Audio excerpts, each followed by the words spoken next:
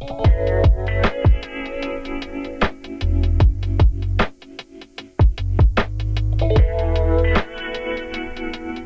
guys, Adam Lobo here from Adam Lobo TV. Now, as you all know that I've just reviewed the M1 iPad Pro and found that machine to be an amazing device. But that got me thinking, how about the M1 MacBook Air, since it is a dedicated laptop with Mac OS, and the fact that it's also a bit cheaper depending on the variant and the accessories that you choose. So here are 5 reasons why I think that you should consider getting the M1 MacBook Air, because it just might be the best laptop that you could get right now. So keep watching.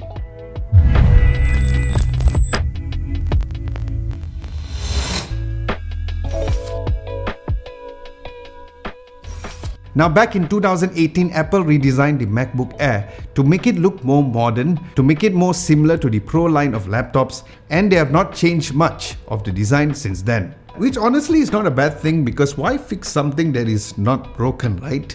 And you're also bound to see other brands following the same exact design of the Apple's MacBook too.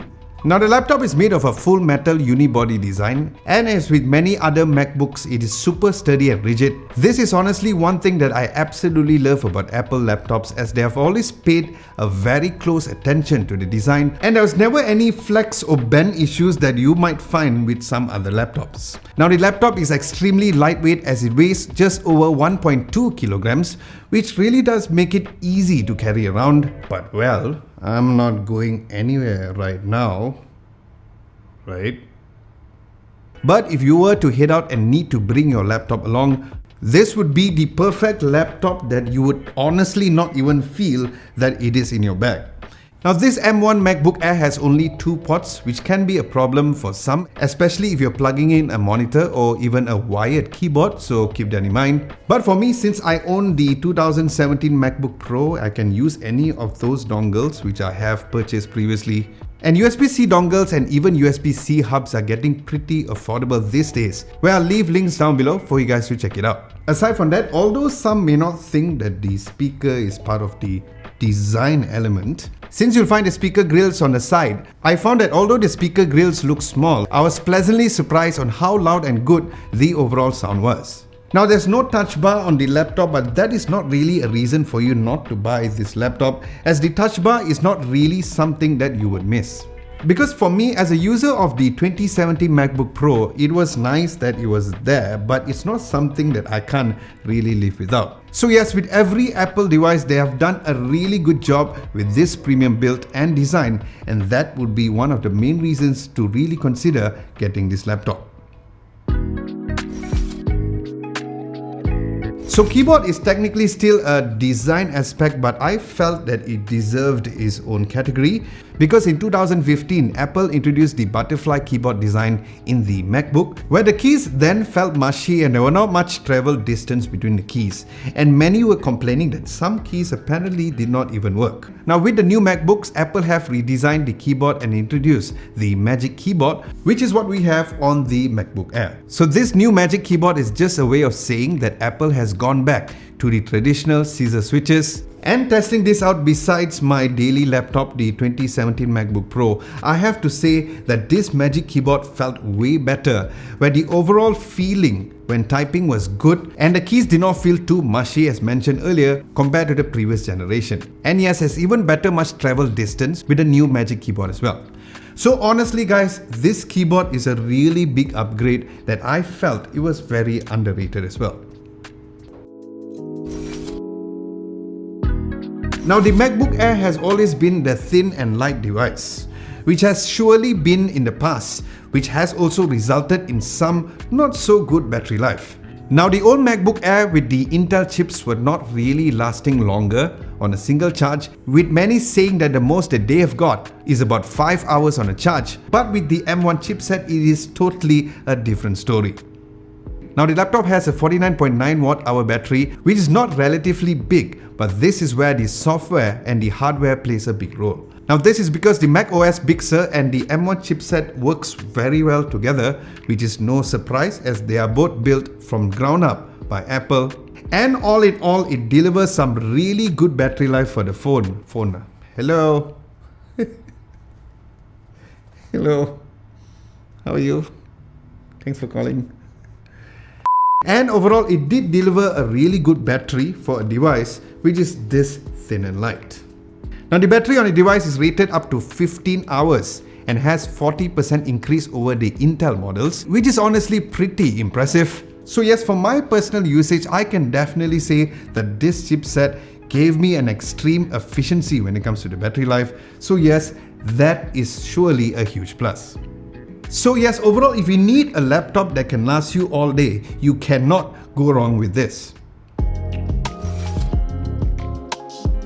Now with the 2020 Apple MacBook Air, Apple did something a bit questionable, where it did not install a proper heat sink on the device, which resulted in the fan even kicking in when doing simple tasks. Now, while it did not affect the performance of the laptop, the Air is really meant for simple tasks, so honestly the fan should not even be kicking in and getting loud when it's doing simple things. However, when it comes to the M1 MacBook Air, Apple made it a fanless design, which definitely solved this issue. Now, don't get me wrong, a fan on a laptop would surely be better, especially if you're planning on doing some intensive video editing. But with the M1 chip, this laptop really runs cool.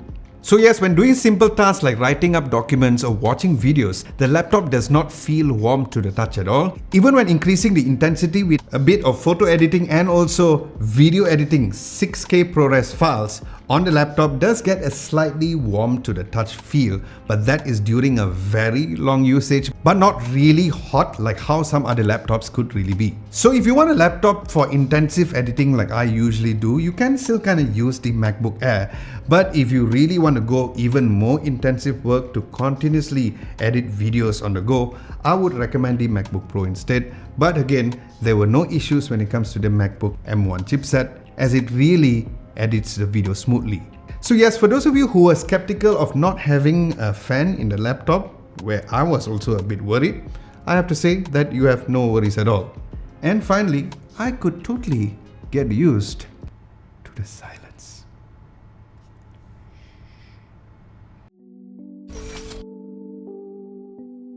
Then as for the final reason why you should consider picking this laptop is the performance, especially when you look at the performance to price ratio. Now, as everyone is already aware, the M1 chipset is extremely efficient and a very fast chipset, even with the baseline MacBook Air. Now, if you're picking up the base model, you'll be getting the 8-core M1 chipset with the integrated 16-core neural engine, a 7-core GPU, 256GB of storage and 8GB of RAM for 4,399 ringgit. But if I had to give my advice, if you guys would like to make a purchase, I would totally at least upgrade the memory up to 16GB of unified memory instead of upgrading the storage, since you can always buy an external storage if you guys really needed the extra space. So in conclusion, who exactly is this laptop for? Well, if you guys are looking for a machine to get some light work done and some video or even photo editing, you cannot go wrong with the baseline M1 MacBook Air, because I feel that this is still the best bang for your buck MacBook that is available out right now, because you have the power of the higher end Macs on a thin and a light design for a much cheaper price. And honestly, with this, I cannot recommend this enough to anyone who's really looking for a thin, light and a very powerful laptop. And this is surely a great choice whether or not you are a previous Mac OS user or going into the Mac OS ecosystem, which I'm very positive that you will love and appreciate. Alright guys, so this is my top 5 reasons why you should consider getting the M1 MacBook Air as your new laptop, and do let me know what you guys think at the comment section below. Aside from that, thank you so much for watching. Hope you guys enjoyed this video and found it helpful in making your purchase decision. If you did, be sure to give this video a nice big thumbs up, like, share and subscribe to Adam Lobo TV if you haven't done so. My name is Adam Lobo and I'll catch you guys in my next video.